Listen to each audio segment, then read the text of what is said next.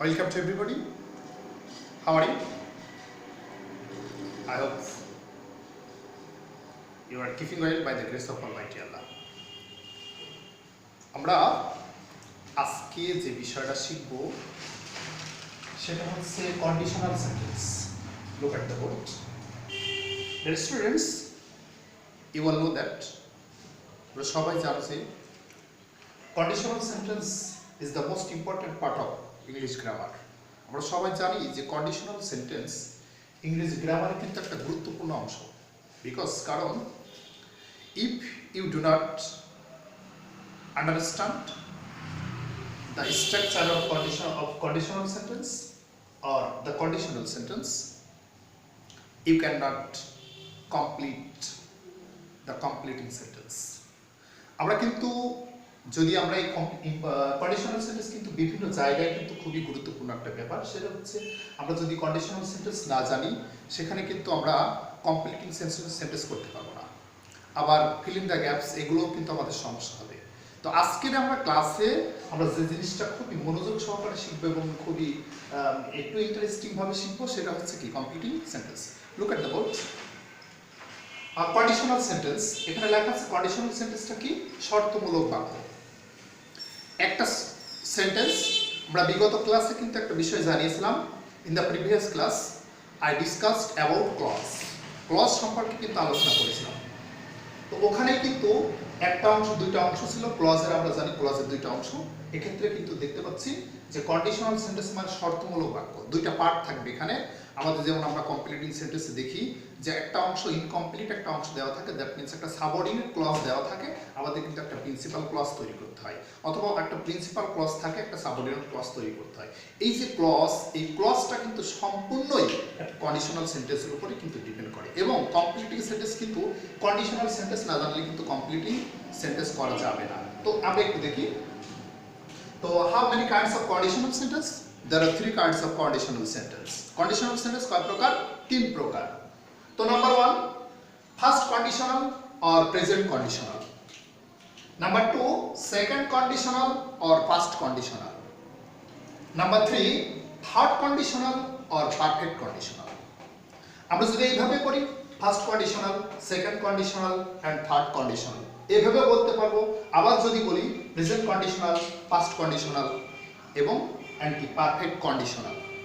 তো এবার আমরা স্ট্রাকচারের দিকে যাই. স্ট্রাকচারের দিকে যদি যাই তাহলে আমরা একটু দেখতে পারি. Look at the board.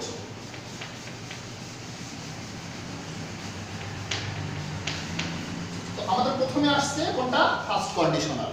আমরা যদি একটু স্ট্রাকচার ফলো করি সেক্ষেত্রে আমরা কি লিখতে পাচ্ছি?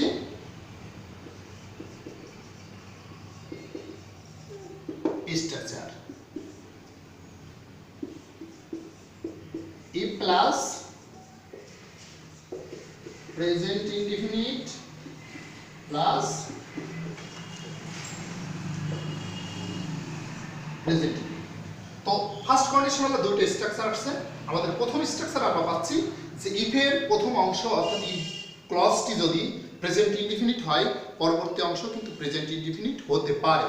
বা কমপ্লিটেড সেন্টেন্স অনেক সময় আমরা দেখি যে এর প্রথম অংশ প্রেজেন্ট ইনডিফিনিট আছে, পরবর্তী অংশ প্রেজেন্ট ইনডিফিনিট হবে. সেক্ষেত্রে কি? যেমন if you are honest, you are respected by all. এখানে বলা হচ্ছে কি এমন একটা ইনকমপ্লিট সেন্টেন্স থাকলো, সেটা বলছে কি ইফ ইউ আর অনেস্ট, তুমি যদি সৎ হও, you are respected by all, তুমি সকলের দ্বারা কি পাবে? সম্মান পাবে. তো সেই ক্ষেত্রে আমরা দেখছি ইফ প্লাস প্রেজেন্ট আছে, পরবর্তী অংশ কিন্তু আমরা প্রেজেন্ট বানাতে পারি. নেক্সট আসছে কি if plus present indefinite plus future indefinite. সেটা আমাদের কিভাবে আসছে যে ইফ ক্লজটি অর্থাৎ ইফের প্রথম অংশ যদি প্রেজেন্ট ইনডিফিনিট হয় সেক্ষেত্রে আমাদের কমপ্লিট করতে বলে, সেন্টেন্সটা যদি আমার কমপ্লিট করতে বলে, তখন আমি পরবর্তী অংশ কি বানাতে পারবো? Future indefinite. সেটা কিভাবে?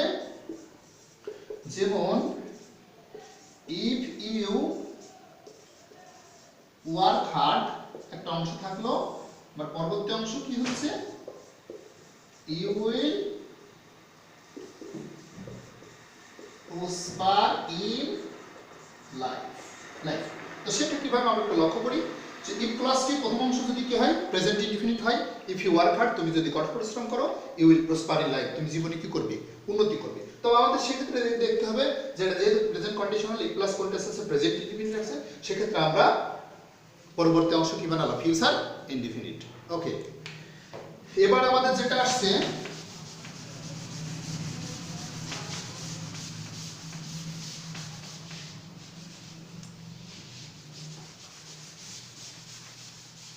সেটা হচ্ছে কোন conditional number 2 second conditional or past conditional। ওকে, আমরা একটু স্ট্রাকচারটা ফলো করি কিভাবে আসছে দেখি। ই প্লাস পাস্ট ইনডিফিনিট হলে subject plus would oblique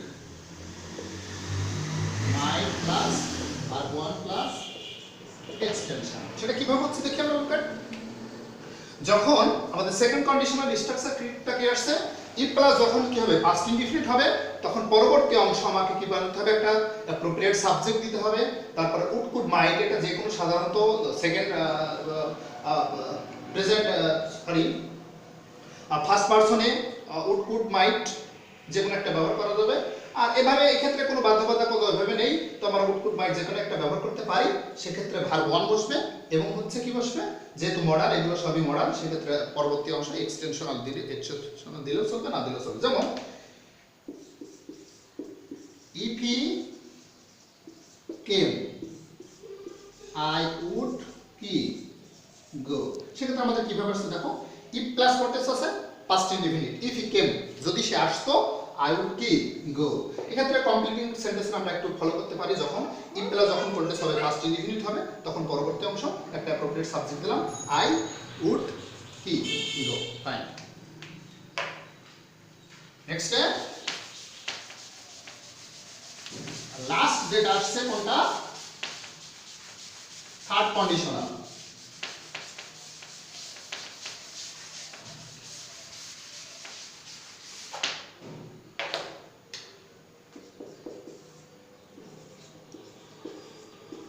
third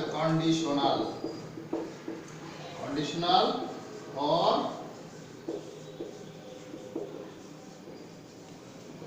perfect conditional।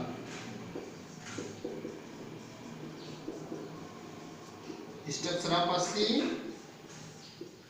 E plus past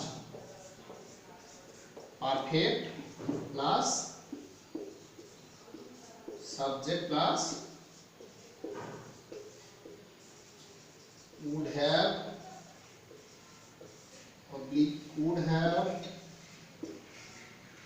oblique might have plus। সেক্ষেত্রে আমরা কি পেলাম থার্ড কন্ডিশনাল স্ট্রাকচারে কি আসছে ইফ প্লাস যখন পাস্ট ইনডিফিনিট পাস্ট পারফেক্ট হবে তখন পরবর্তী অংশে একটা অ্যাপ্রোপ্রিয়েট সাবজেক্ট ব্যবহার করব আমরা। এরপরে would have oblique might have আর পরে ভার্ব 3 প্লাস কি এক্সটেনশন। যেমন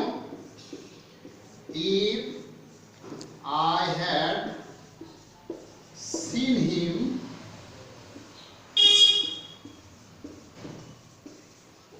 I would have called him। তো সেক্ষেত্রে কি আসছে if I had seen him যদি আমি তাকে দেখতাম, if প্লাস কন্টেন্স পাস্ট পারফেক্ট টেন্স, পরবর্তী অংশ কিন্তু আমি পাস্ট কন্ডিশন পারফেক্ট কন্ডিশনাল বানিয়েছি।